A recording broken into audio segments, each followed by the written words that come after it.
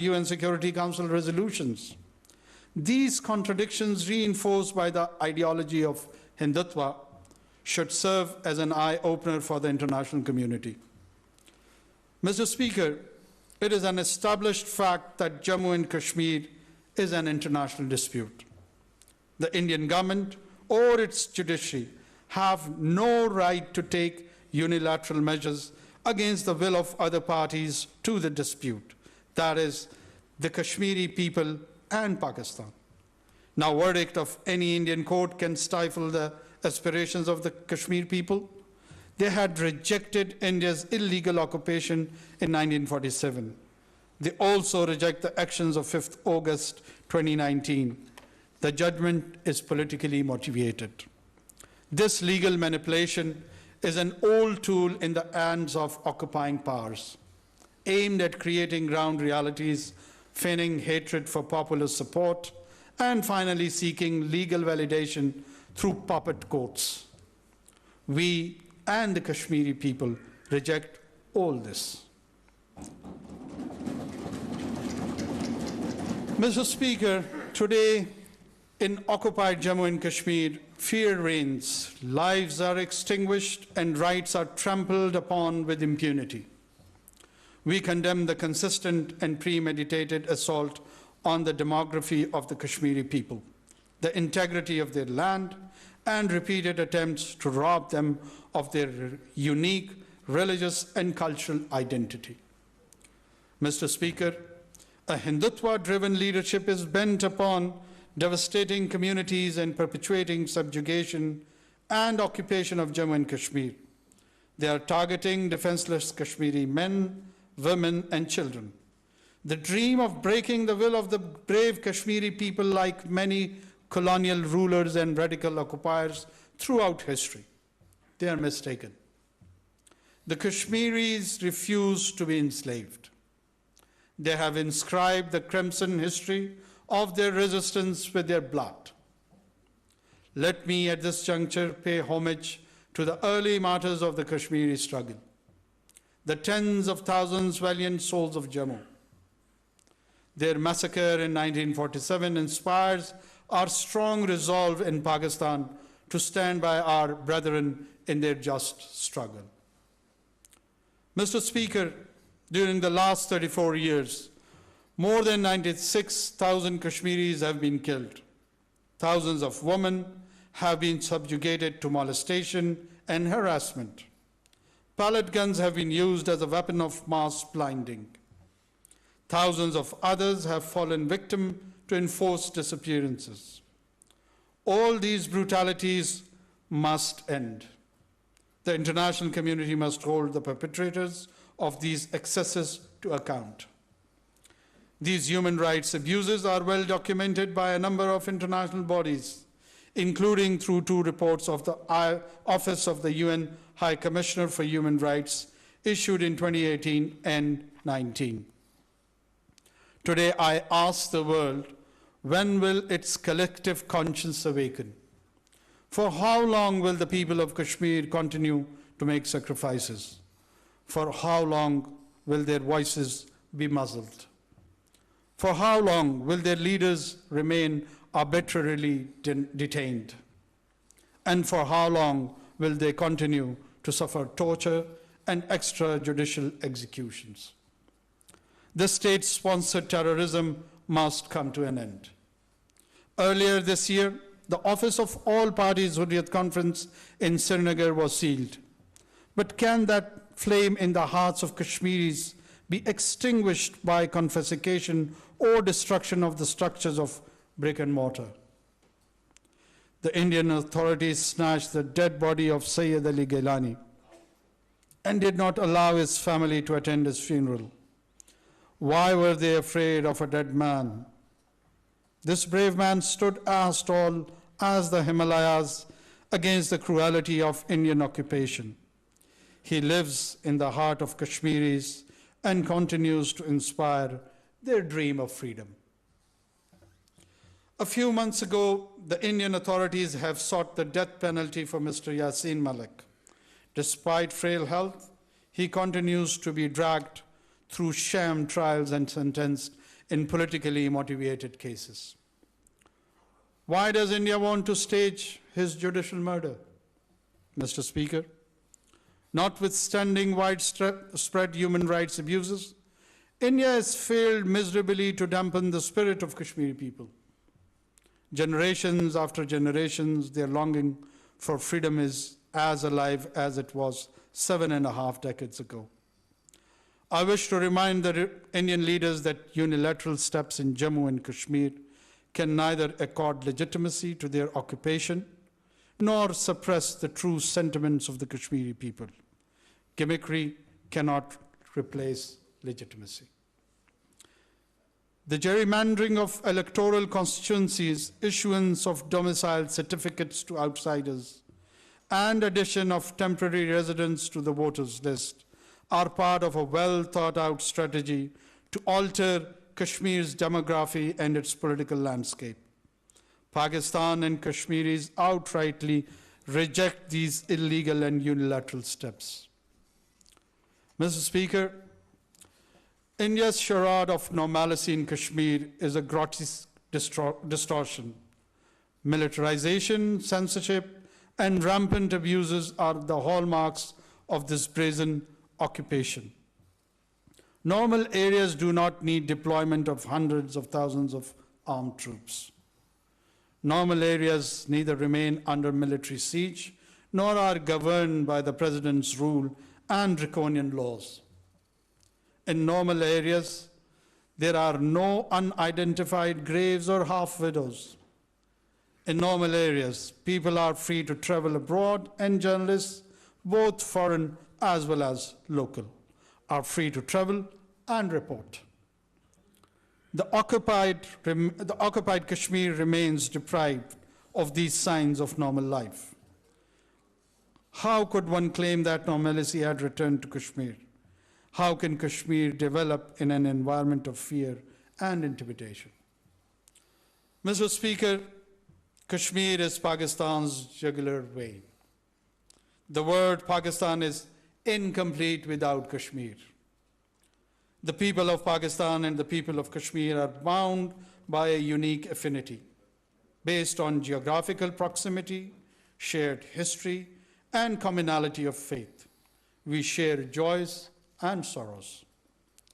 Pakistan cannot remain indifferent to what happens in Jammu and Kashmir. It is a party to the dispute. Kashmir runs in our blood. That is why Jammu and Kashmir dispute remains an important facet of Pakistan's foreign policy. We are duty-bound to play our role in the just and peaceful resolution of Jammu and Kashmir dispute, in accordance with the UN Security Council resolutions and wishes of the Kashmiri people. Across the political divide, the entire Pakistani leadership stands united to support the Kashmiri people's just struggle for realization of their right to self-determination. Successive generations of Pakistani people have steadfastly supported the Kashmir cause. We shall continue to do so. Mr. Speaker, Pakistan has always wanted good neighborly relations with India. However, durable peace in South Asia remains contingent upon the settlement of Jammu and Kashmir dispute. We have consistently advocated constructive engagement and result-oriented dialogue to resolve all outstanding issues, including the core issue of Jammu and Kashmir. However, India's unabated hostility and retrogressive actions have vitiated the environment. The onus, therefore, remains on India to take the necessary steps to create an enabling environment conducive for a meaningful and result-oriented dialogue. Mr. Speaker, any attempt to label the long-standing struggle of the Kashmiri people as terrorism is an egregious distortion of reality. It is vital to recognize the profound disparity between genuine aspiration of freedom and the blanket accusation of terrorism. These excuses must not serve as a pretext to delegitimize earning for self-determination among occupied people. Mr. Speaker, the Indian leaders are making a number of belligerent statements about Azad Kashmir and Gilgit-Baltistan. Only a few days ago, the Indian Home Minister staked a claim over Azad Jammu and Kashmir while addressing the Indian Parliament. Notwithstanding Indian military and political leaders' rhetoric, Pakistan has exercised maximum restraint. Let there be no misconception that Pakistan would yield to any form of threat or intimidation. We stand resilient in the face of challenges, holding firm to our principles and commitment to safeguarding our sovereignty and interest. Yet our real strength lies in our perseverance, diplomacy, and commitment to dialogue, not in aggression or conflict. Above all, truth is on the side of the Kashmiris and Pakistan. Mr. Speaker, I appeal to all men and women of conscience to urge India to desist from taking unilateral steps to further consolidate its occupation of illegally Indian-occupied Jammu and Kashmir. Revoke its action of 5th August 2019 and the subsequent steps. Provide solemn assurance that it will not change the occupied territory's demographic composition and not allow non-Kashmiris to acquire property or residency in Jammu and Kashmir. Halt its egregious human rights violation. Repeal its draconian emergency laws and withdraw its heavy military presence from Kashmiri cities, towns, and villages. Provide unhindered access to UN, OIC, human rights organization, and international media to investigate and report on the situation in occupied Jammu and Kashmir. Implement fully the relevant UN Security Council resolutions and allow the Kashmiri people to freely exercise their right to self-determination through a UN-supervised plebiscite as was promised to them by India, Pakistan, and the international community. Mr. Speaker, before concluding my remarks, I salute the courage of the Kashmiri people and pay rich tribute to the martyrs. I owe my sincere sympathies to the population of Azad Kashmir, living close to the line of control, who have suffered enormous loss of life and property in the past due to India's aggressive and deliberate shelling. I want to reassure our Kashmiri brothers and sisters of Pakistan's steadfast moral, diplomatic, and political support. We have stood with them over the course of last 7.5 decades, and we shall continue to stand alongside them in their just struggle for realization of their right to self-determination. We genuinely wish that our kin across the line of control also enjoys the same rights and freedoms that are being enjoyed by the people on this side. सबसे पहले तो मैं आप लोगों का मशकूर हूँ इस इज़्ज़त अफ़ज़ाई का जो आज इस ऐवान में मुझे बख्शी और मेरी तवस्सुत से पाकिस्तान के ऐवानों में और पाकिस्तानी अवाम में अपनी आवाज़ पहुँचाने की कोशिश की।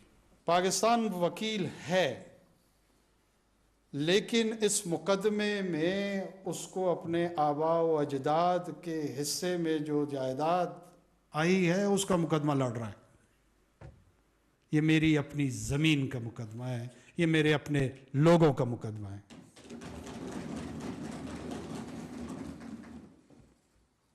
मैं सिर्फ ये अर्ज़ करता चलूँ कि 3 मरतबा पाकिस्तान पे कश्मीर की वजह से जंग तोपी गई जो हमने लड़ी है। अगर 30 मरतबा पाकिस्तान पे ये जंग थोपी जाएगी, हम 300 मरतबा लड़ने के लिए तैयार हैं। किसी के ज़हन में किसी किस्म का कोई खदशा अगर है तो वो दूर कर ले, वो कश्मीर में भी दूर कर ले, वो पाकिस्तान में भी दूर कर ले, और वो श्रीनगर और बारामूला में भी दूर कर ले। मेरी फर्स्ट लाइन ऑफ डिफेंस यहां नहीं बैठी है, मेरी first line of defence Baramulla और श्रीनगर में बैठी है। जो एजाज, जो कुर्बानी मकबूजा कश्मीर के कश्मीरियों ने दी है, हम सदियों में उन एहसानात को नहीं भुला सकते। हम सब आपके मकरूज हैं, हमारी आवाज, हमारी सदा सुन ले। कर्जा हमारी तरफ है और आपका है। उनकी बच्चियां रेप का सामना कर रही हैं, उनके जवान इनफोर्स डिसअपियर हो रहे हैं। वो हैं असल लोग, वो हैं असल मुजाहिद। जब मैं यहां आपकी बातें सुन रहा था तो मुझे शहीद वानी याद आ रही थी। जम्मू के शोहदा से लेकर ये मशले राह वानी जिस अंदाज में लेकर चले, ये कश्मीर की आज़ादी के ज़ामिन है। पाकिस्तान अपने कोर इंटरेस्ट से कभी पीछे नहीं हटेगा। हम बिल्कुल अमन चाहते हैं, but peace with justice. We can't and we don't want peace with injustice, and we will not allow to establish a peaceful order based on injustice principles.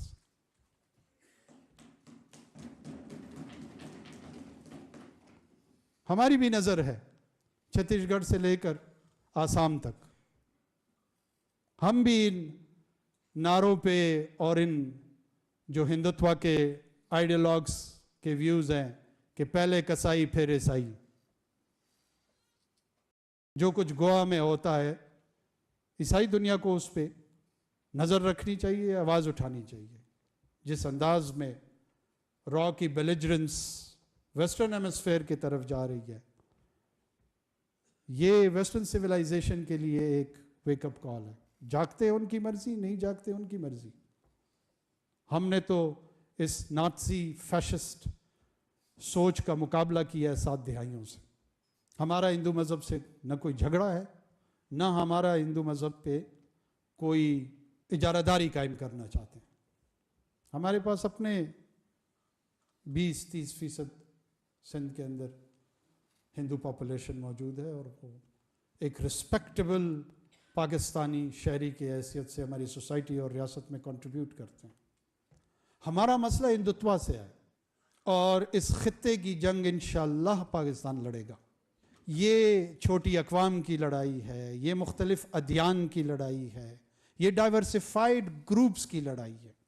200 साल से इस खित्ते के लोग लगे हुए हैं कि किसी न किसी शक्ल में रेजिस्टेंस का सामना किया जाए, रेजिस्टेंस के ज़रिए उसका ऑक्यूपेशन का सामना किया जाए। इसमें कोई शक नहीं है, ऑक्यूपायर की शक्ल बदलती रही है, लेकिन कश्मीरियों की सेंस ऑफ रेजिस्टेंस की कंटिन्यूएशन रही है।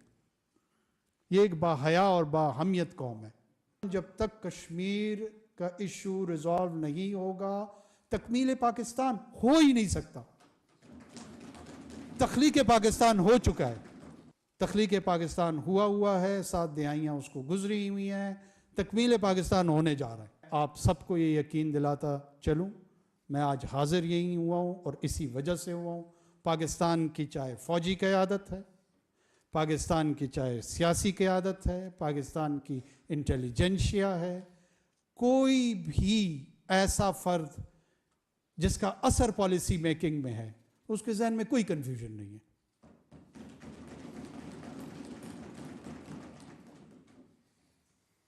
तजावीज़ के साथ आएँ, आप लोग वेलकम हैं।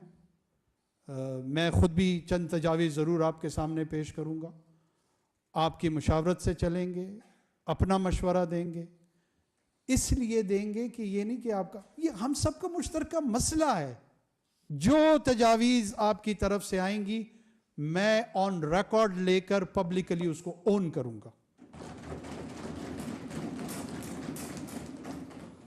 कोशिश करेंगे इस लिमिटेड स्टैंड में जो भी खिदमत आज़ाद कश्मीर की कर सके वो इंशाल्लाह ज़रूर करेंगे। जहां कोई कमी कोताही होगी, उम्मीद करता हूं कि आप उसमें दरगुजर के जज्बे को सामने रखेंगे, लेकिन मिलजुल के इस सफ़र को आगे बढ़ाएंगे। जहाँ जहाँ इंशाअल्लाह जितनी कंट्रीब्यूशन हो सकी वो कश्मीर की आज़ादी के हदफ को उसको पहल देते हुए, उसको प्रायोरिटी देते हुए, और दूसरी सतह पे इसकी माली मावनत, इसका इस्तेहकाम, इसका माशरती इस्तेहकाम, जहाँ जहाँ जो कंट्रीब्यूशंस इंशाअल्लाह हमसे हो सकी वो वादा है कि आपके साथ इस सफ़र में रहेंगे। पाकिस्तान